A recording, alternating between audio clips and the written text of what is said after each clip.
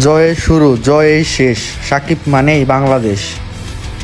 বিশ্বকাপে সাকিব আল হাসান নিজের শেষ ম্যাচটা খেলে ফেলেছেন। 2007 সালে পোর্ট অফ স্পেনে যে যাত্রা শুরু করেছিলেন বাংলার নবাব, তার শেষ হয়েছে 6 নভেম্বর 2023 দিল্লিতে।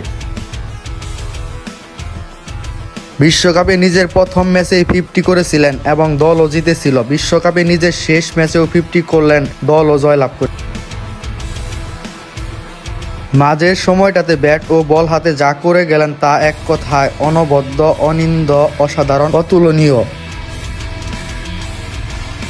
একটানা 4টা বিশ্বকাপ অর্থাৎ 2007, 2011, 2015 ও 2019 বিশ্বকাপে নিজের প্রথম ম্যাচে হাফ সেঞ্চুরির দেখা পেয়েছেন বাংলাদেশি এ বিশ্বসেরা অলরাউন্ডার।